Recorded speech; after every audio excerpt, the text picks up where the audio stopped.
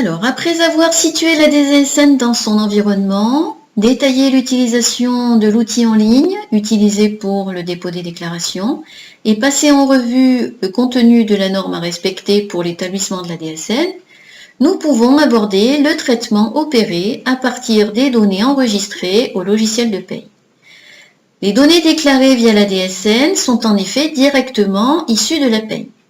Avant d'aborder les traitements des arrêts de travail, des fins de contrat, des corrections avec les annulaires en place, des paramétrages pour les établissements, pour les emplois, pour les salariés, les organismes et les cotisations, ainsi que les outils de contrôle, on va voir comment la DSN se présente en version numérique et faire le lien entre les enregistrements issus du logiciel et la norme telle que nous venons de la définir.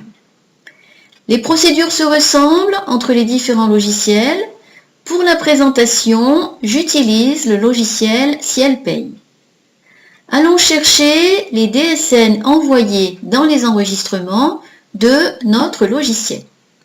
Par le menu Traitement, je vais chercher le lien des déclarations sociales. Parmi elles, je choisis bien sûr la DSN et dans le choix des actions possibles, je choisis de visualiser le suivi des DSN déjà envoyés. La fenêtre qui s'ouvre présente les DSN établis. Ici, il s'agit uniquement de DSN mensuels. Pour chacune d'elles, des actions sont possibles dans le menu. Nous les détaillerons un peu plus loin. Voyons tout d'abord comment se présente la version numérique de la DSN. Pour aller voir le contenu, on va sélectionner une DSN dans la liste. La fenêtre DSN mensuelle du mois s'affiche dans une nouvelle fenêtre ici à droite.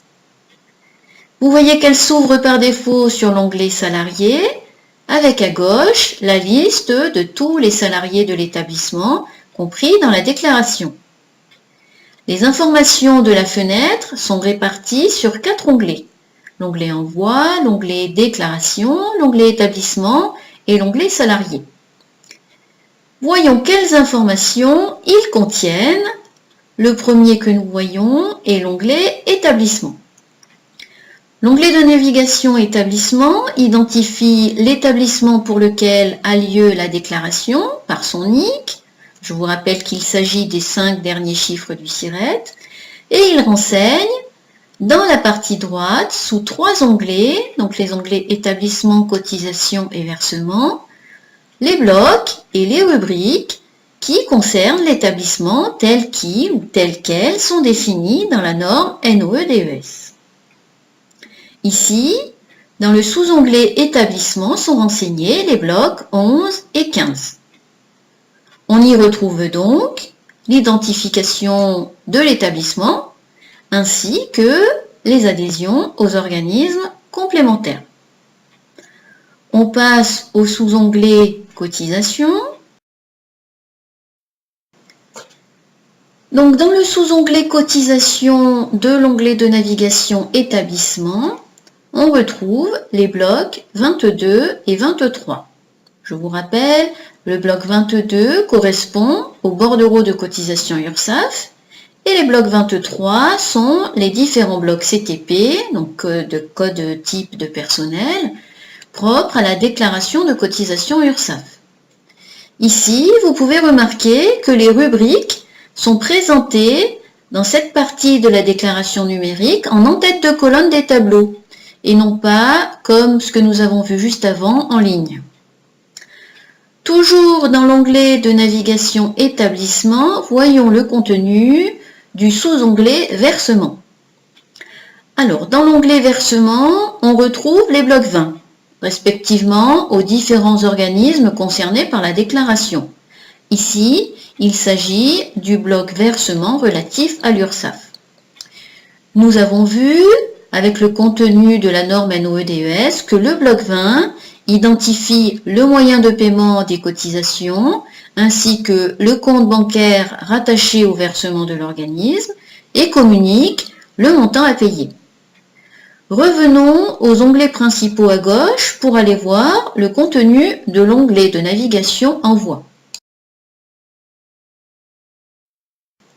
L'onglet de navigation Envoi contient les enregistrements d'en-tête de la déclaration, à savoir le bloc Envoi qui affiche les informations sur le logiciel utilisé pour la déclaration, le bloc émetteur qui affiche les informations de l'établissement émetteur de la déclaration en cours, le bloc contact émetteur qui affiche les coordonnées de la personne émettrice de la déclaration, le bloc destinataire CRE qui affiche les informations sur l'entreprise et le destinataire du compte-rendu d'exploitation. Il contient également ici le bloc total de l'envoi qui affiche le nombre total de rubriques ainsi que le nombre de DSN du dépôt. Voyons maintenant le contenu de l'onglet principal à gauche intitulé Déclaration. Et cet onglet de navigation Déclaration renseigne les informations d'identification de la déclaration. Il contient le bloc déclaration qui affiche les informations sur la déclaration elle-même, le bloc entreprise qui affiche les informations de l'entreprise émettrice de la déclaration en cours, le bloc lieu de travail qui affiche les informations de l'établissement émetteur de la déclaration. Alors, revenons maintenant à l'onglet principal intitulé Salariés pour voir son contenu. Vous voyez à droite que le contenu de cet onglet de navigation Salariés contient plusieurs sous-onglets qui reprennent les informations issues de la paye pour la déclaration. Nous allons voir leur contenu. Il faut sélectionner le salarié dont on souhaite consulter le contenu de la déclaration. Ici, c'est le premier salarié de la liste qui est sélectionné par défaut.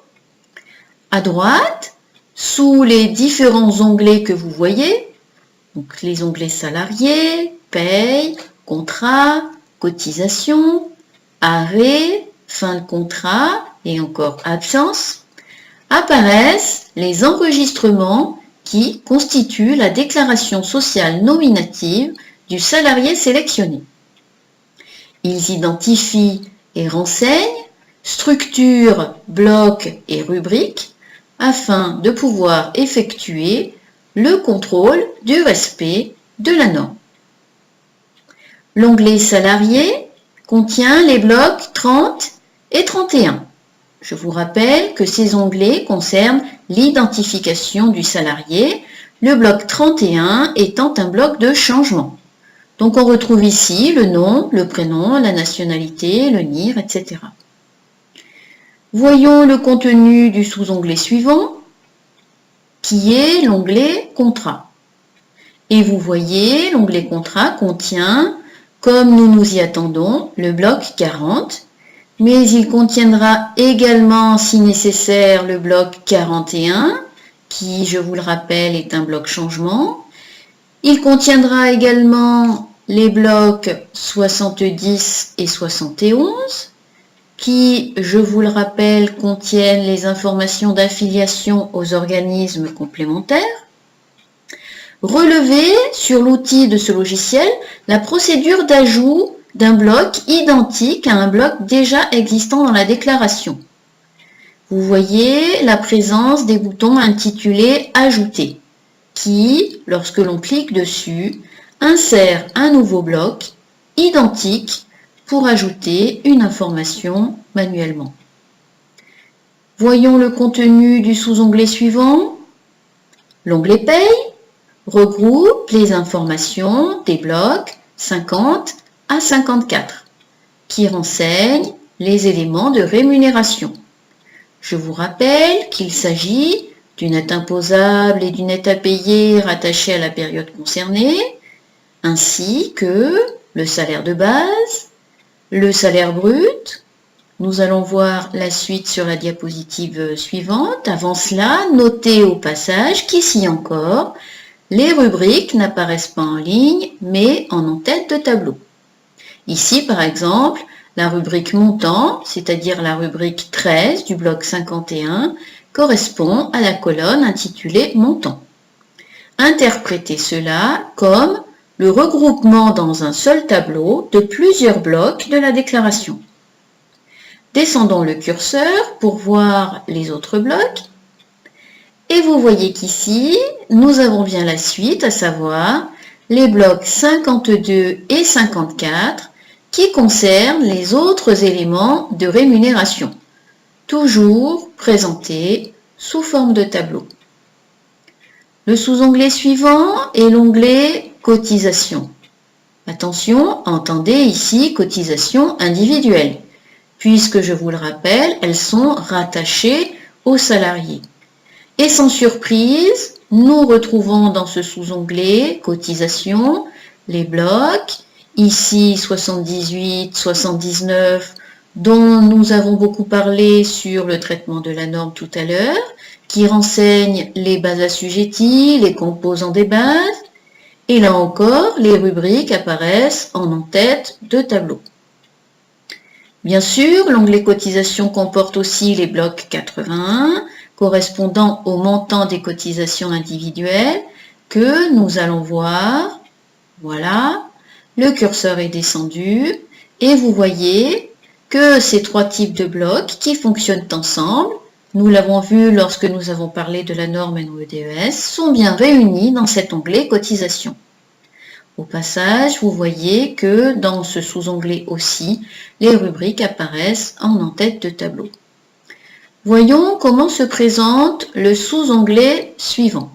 Alors, l'onglet arrêt contient les blocs 60 qui contiennent eux-mêmes toutes les informations enregistrées dans le logiciel lors de l'arrêt de travail, à savoir le motif de l'arrêt, la date du dernier jour travaillé et la date prévue de reprise.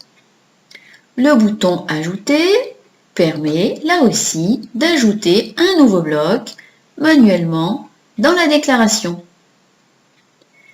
Et les deux derniers champs du bloc seront renseignés en cas de reprise anticipée. Ils indiquent la date de reprise et le motif. Enfin, voyons le sous-onglet Fin de contrat. Il contient le bloc 62 et les informations concernant la date et le motif de la rupture, ainsi que le cas de portabilité des prévoyances ou non. Je vous propose maintenant de revenir à la fenêtre de suivi des DSN pour faire un tour d'horizon des actions de gestion et de suivi que peuvent permettre les logiciels, en prenant exemple bien sûr sur celui-ci. Votre regard se porte en haut à gauche de la diapositive puisque nous commençons par le menu Analyse des montants du bouton DSN Control. Une analyse des montants est proposée par le logiciel. Ça consiste en quoi? Eh bien, cette analyse permet de mettre en évidence rapidement les éventuelles anomalies de cohérence des rubriques. Dans la fenêtre qui s'ouvre, on sélectionne la période et les salariés, on clique sur OK. On obtient un document qui reprend les enregistrements